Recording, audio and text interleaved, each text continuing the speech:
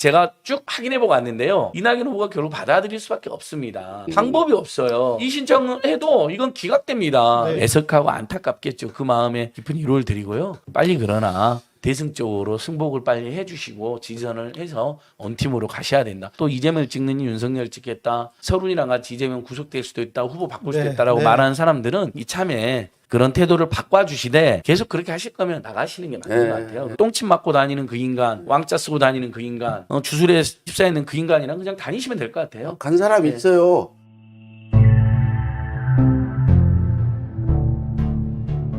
네 군데 경선을 마칠 때까지 경선인 날 모집하는 거 이건 뭐 초등학교 선거에서도 앞에서 선거해가지고 개표하는데 뒤에서 투표할 사람 모집하는 이게 맞냐? 네. 이거 누가 이런 제안을 했는지 모르지만 이런 거는 민주주의 어떤 과정에서 있어서는 안 될 일이다.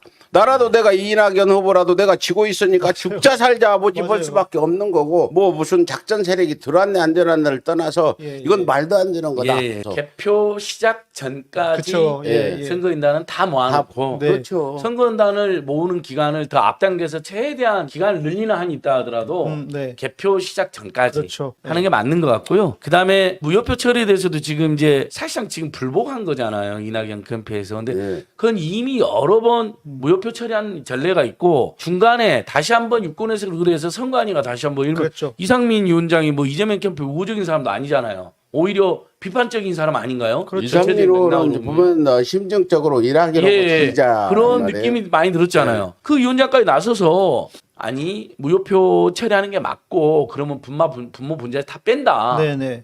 왜냐하면 그분들이 이미 전례가 있고 그렇죠. 그분들이 그렇게 해왔으니까. 사퇴를 했기 때문에 그냥 싹 뺀다. 그 다음에 나오는 표뿐만 아니라 이렇게 확인했으니까 룰이 확정이 된 거예요. 네. 여러 번에 거쳐서. 근데 룰이 확정됐는데 예를 들면 그때 당시에 뭐 예를 들면 룰이 문제가 있으니까 우린 중단한다 이런 것도 아니고 다 따랐잖아요. 어차피. 그렇죠. 예. 그래놓고 결과 보고는 3차 슈퍼에서 조금 앞서니까 불복한다. 이건 있을 수 없는 일입니다. 네. 저는 객관적으로 지금 말씀드리냐면 저는 어떤 후보도 공개적으로 지지선언 한 적이 없는 사람이에요. 실제로.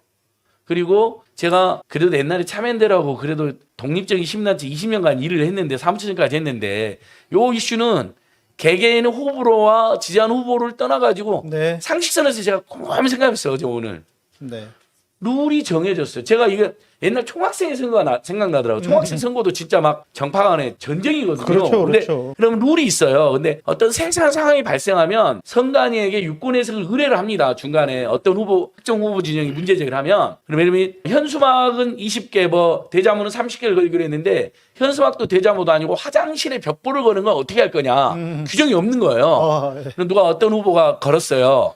그래서 화장실 벽보는 원칙적으로는 원래 룰이 없는 거니까 빼야 되지만 그러나 화장실이라는 공간이 선정 공간을 유력하다면 다른 선본들도 뭐 화장실 100군데에 붙일 수 있게 이렇게 중간에 룰을 정했어요. 그럼 선관위가 정했잖아요. 그럼 따르는 거예요. 네. 끝나는 겁니다. 네, 그렇죠. 뭐 선관위의 룰에 정말 공정하다고 느끼지 않는 부분도 있지만 어쩔 수 없는 거죠. 정해진 룰인데 다시 말씀드리지만 이런 어떤 민주당 대선의 어떤 일배라든지 국힘당이 개입할 수 있는 여지를 준 거는 그 경선인단 모집이 개표 이후에 일어난 일이다. 그리고 또 한 가지는 이 정세균 후보나 김두관 후보가 사퇴한 후에 무효 처리한 것은 지난 이낙연 후보가 당 대표가 되든 전당대회에서 확정을 특별 당규로 만든 거다. 더 이상 그 부분의 문제를 제기하지 말고 다음에는 이런 일 없도록 당규를 고치자 이런 주장이 있어야 되는데 네. 이낙연 후보 측의 불복 저희는 어저께 불복 현장을 직접 취재를 했어요. 네, 네. 경선이 끝나니까 뭐 거기에 무슨 의원들이 막 모여가지고 이거는 뭐 4452이다 하면서 전화를 이낙연 후보 측에 하는데 뭐라 하냐 절대 거기서 승복이란 얘기 그 후보자 수락 연설 끝나면 아무 소리도 하지 말고 나오세요. 그러니까 진짜 아무 소리 안 그렇게 하는 해서 건데. 나는 무슨 비선이 있나 아니 그거는 그 후보자가 알아서 결정을 참모들이 무슨 비선 같이 네, 지시하는 것 같이 나오세요 아무 소리도 하지 말고 뭐 나오세요 이게 이제 윤영찬 서른 뭐 홍영표까지 있었는지 모르지만 그 우리 영상 올라간 것도 있는데 이렇게 후보의 의견은 무시하고 어떤 지시하듯이 입 꼭 다물고 나오세요 이렇게 촉구하는 거를 봤는데 현장 양산 목사님 목격하셨네요. 예. 예, 그래서 이제 바로 옆에 지지자들이 4452 뭐 이거 네. 결선 다시 하자 구호가 나오기 시작한 계기가 된 것 아니 같은데. 민주당을 얼마나 더 망가뜨리는 짓입니까? 네. 445입은 이승만 독재 언제쯤- 정권의 예. 가장 추악한 그러니까 말이에요. 독재 술책이었는데 일종 이승만 박정희 시대에 있었던 말도 안 되는 예를 들면 삼성견 포함하여. 근데 아니 민주당 당 내에서 원래 관행대 그다음에 룰대로 무효 처리한 것을 445비라고 말하면 되겠습니까? 그러면 민주당이 이승만 독재 정권당이 돼 버리는 거잖아요. 이 사람들은 그 사람들은 지금 통째로 엄청난 해당행위라는 거고 그걸 지켜오는 국민들을 눈살 찌푸리게 하는 거예요. 근데 저는 이 와중에도 약간 긍정적으로 사는 게 뭐냐면 네. 어쨌든 이재명으로 온사이드에서 끝났고 국민들 관심이 떨어지고 있었거든요. 네. 근데 마지막에도 야 정말 선거라는 게 이렇게 그렇긴 하네요. 재밌구나 네. 하면서 불복 또 하는 것에 관심이 높아져. 근데 사실은 이건 제가 쭉 확인해보고 왔는데요. 이낙연 후보가 결국 받아들일 수밖에 없습니다. 방법이 없어요. 이 신청해도 이건 기각됩니다. 네. 왜냐하면 이미 선관위에서 룰로 확정했어요. 다시 한 번 확정했어요. 네. 그래서 지금으로서는 이낙연 후보님과 이낙연 후보 지지자님들 애석하고 안타깝겠죠. 그 마음에 깊은 위로를 드리고요. 빨리 그러나 대승적으로 승복을 빨리 해주시고 지지선을 해서 원팀으로 가셔야 된다. 지금부터 저희들이 그분들을 뭐 445 이렇게 주장하는 사람들은 말도 안 되는 것이라고 제가 비판을 할 수 있지만 더 이상 뭐 자극할 필요는 없잖아요. 오히려 네. 어쨌든 애석하게 떨어졌을 때 굉장히 그렇죠. 이렇게 큰 표처럼 아예 떨어졌으면 모르는데 예. 아주 아슬아슬하게 결선이 자료됐으니까 애석할 수 있거든요. 입장 바꿔놓고 그 생각해 마음은 보면 그 안타까운 마음 이해를 해드리되 그렇다고 해서 룰을 여러 번 확인된 룰을 바꿀 수는 없는 거니까 빨리 이낙연 후보님이 문재인 정부의 국무총리를 지냈고 당 대표를 지낸 사람입니다. 대통령은 대통령이 명쾌하게 지냈잖아. 원만하게 진행된 이번 경선 이재명 아니 그러니까 그래서 축하한다. 저는 이게 보통의 사람들 마음이죠. 이 생각 이제는 이낙연 후보가 나서야 된다는 생각이 들어요.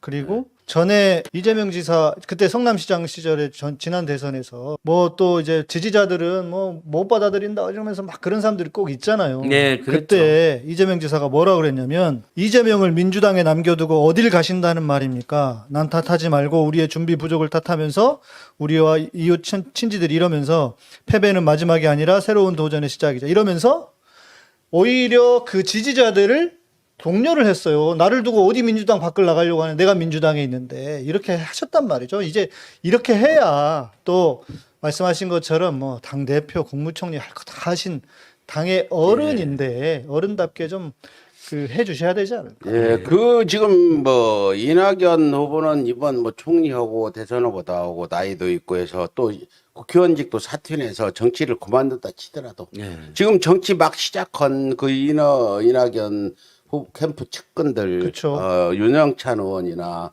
홍영표 의원들 어떻게 앞으로 얼굴도 정치할 거냐 분명히 제가 말씀드리지만 앞으로 정치는 조직이 아니다. 예. 이번 후보들 조직 가지고 해보렸던 후보들 자신들부터 조직으로 하려고 그 했던 그 이낙연 후보나 김두관 후보 이런 정세균 후보들 참패를 하고 중도에 그만두고 이렇게 됐지 않냐. 앞으로 다음 총선 때는 조직이 아니라 이 시민들의 네. 각자 참여 의식에 따라서 후보가 결정되고 당락이 맞습니다. 결정될 거다.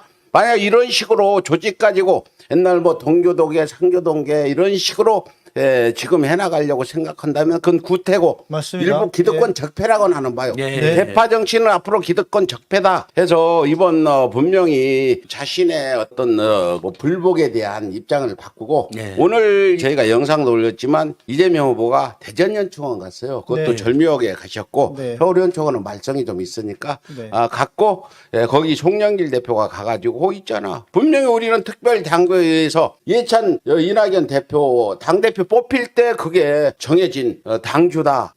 그래 분명히 얘기하고 송영길 대표 입장은 분명하다. 저희가 우려하는 거는 이런 몇 사람들이 불복하고 나 민주당 나가겠다. 뭐 이런 식의 얘기가 나올까 걱정이 되는데 그 확실하게 우리가 예. 칠놈은 치고 안을 사람은 안고 예. 구분해서 뭐 한두 명 우리가 칠 수도 있어요 사실은. 맞습니다. 서울의 소리가 응징이라도 해서 칠 수도 있고. 예. 그러니까 그 부분에 안진걸 소장님 의견 좀 예, 말씀해 주세요. 무슨 445입이니 말도 안 되는 말로 하면서 또 이재명을 찍느니 윤석열 찍겠다. 뭐 서른이랑 같이 이재명 구속될 수도 있다. 후보 바꿀 수도 네, 있다라고 네. 말하는 사람들은 네. 이참에 그런 태도를 바꿔주시되 계속 그렇게 하실 거면 나가시는 게 맞는 예, 것 같아요. 예. 그건 이미 그분들은 민주당이 아닙니다. 범민주 세력도 아닙니다. 주장하는 게 윤석열이랑 똑같은 주장하고 돌아다니잖아요. 심지어 이재명 찍는 윤석열 찍겠다면서요. 그럼 오늘 윤석열 캠프로 가십시오. 그냥 예.